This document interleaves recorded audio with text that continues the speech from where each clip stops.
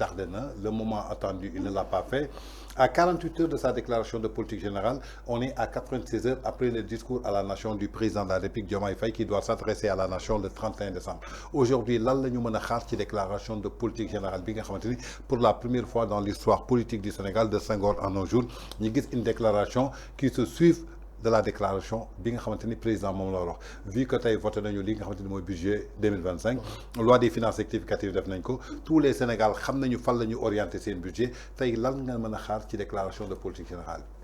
D'abord man li may njëkk a déplorer que la déclaration se tienne bien avant la déclaration du président de Macky Sall.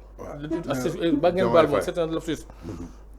Que man conseil bu dee je suis un Sénégalais boo xam ne dañu ma déglu tuuti j'aurais bien aimé que le premier ministre Sonko Ousmane retarde sa déclaration de politique mu def ko après la déclaration du président de la Bassirou Diomaye Faye parce que aussi waruñu am cacophonie parce que la vision émane du président de la République Bassirou Diomaye. Maintenant le premier ministre c'est lui qui fait en sorte qui fait bonifier et qui mène la politique et la vision du président de la République. Vrai ou faux? Donc je pense que Sonko boo xee le 27 3 jours après ñu wax la déclaration du président de la République du moins Bassirou Diomaye dafay am benn genre cacophonie sur le volet effectivement des éléments de langage qui peuvent ne pas suivre. Je suis désolé même bu fekkee ñoo koy def ensemble parce que aujourd'hui quand tu donnes les orientations la vision elle vient de qui? Déjà il y a ce qu'on appelle un livre qui est un référentiel qui n'est pas un programme, je suis désolé. Et ce référentiel 2050 n'a rien à voir avec les problèmes d'urgence aujourd'hui.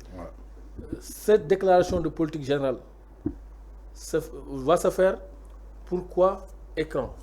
Mais maintenant dans le libellé il y a effectivement des éléments de langage que le premier ministre Sonko Ousmane devrait effectivement attribuer aux Sénégalais pour leur dire que en période de temps vers une période de temps voici ce que nous préconisons faire durant l'année telle à l'année telle.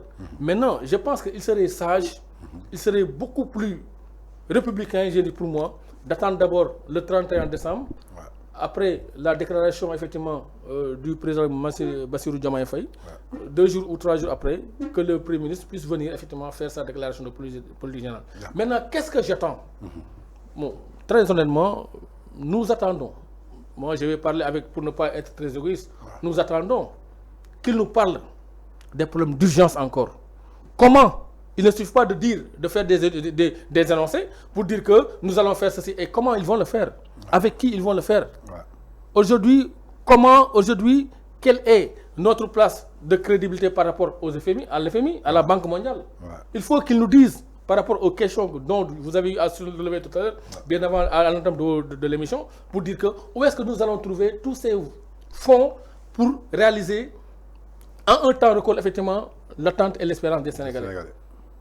Comment ils vont faire par rapport au problème de la poste? Comment ils vont faire par rapport effectivement à la radiation de ces jeunes au niveau des hôtels Radisson? Aujourd'hui, quelle est la politique de l'État du Sénégal, de Diarou ou de Sonko par rapport au port autonome de Dakar? Aujourd'hui, est-ce que M. Sowali Bodian-là a toujours sa place là-bas? Je suis désolé. Parmi tous les directeurs du port, c'est le directeur le plus nul. Et ça, il faut le dire. Mais il est politique, hein. Il passe tout son temps sur les réseaux sociaux. Quoique politique, je suis désolé. Mais Dr Cheikh Kanté, c'est un intellectuel, il a son doctorat. C'est quelqu'un au moins qui... Mais lui, il est préoccupé pour répondre aux politiciens à travers les réseaux sociaux. Non, mais c'est ça le problème. Lui, il doit savoir qu'il a la confiance de Sonko Ousmane. Sonko Ousmane, il faut le par rapport à... Sonko Ousmane, il faut ñëwal nga ni ko monsieur Sonko Ousmane kat vraiment premier ministre fal nga ma dinaa fexe liggéey ba nga xam ne ni ay coow war a tax war a am. Parce que aujourd'hui on est confronté à un problème d'immigration, les jeunes ñi ngi dem de gauche à droite. boo dàqee 700 jeunes cela veut dire quoi? Vous allez faire partir la famille de 700 pères de famille. Et ça nga ñëw dàqati de gauche à droite. Le problème de la poste maintenant plus de combien de personnes qui réclament leur salaire. Et tout ça ce sont des problèmes d'ordre social. Ces jeunes, vous avez arrêté le programme Khoyindowi, plus de 43 milliards. La bourse de sécurité familiale, combien de Sénégalais nous bénéficier où? Qu'est-ce que vous allez nous proposer? Le plan Sésame, comment vous allez faire en sorte que nous gagnons ici? Ce sont des acquis. Comme je dis, l'État c'est une continuité. Mais si aujourd'hui vous venez par la force des choses, vous balayez d'un revers et vous venez nous proposer quoi? c'est pas le changement de dénomination qui peut faire changer les choses. Mais le contenu, c'est essentiel. Et comment pour avoir le contenu? Qu'est-ce que vous allez réellement nous proposer et faire? Et ça, c'est très important. Même dans la dissertation, il ne suffit pas de faire l'introduction ou bien de faire la thèse, mais dans la synthèse. Et ça, c'est très important. Comment aujourd'hui, Sonko Ousmane compte-t-il synthétiser ces 4 ans qui lui restent à la tête de ce pays avec M. Bassirou Diomaye Faye? Ça, c'est très important. Donc, l'attente, elle est norme, elle est urgente, elle est sécuritaire, elle est sanitaire, elle est programmatique, elle est économique. D'accord. Li ñuy jëfee ci temps barewul muy benn question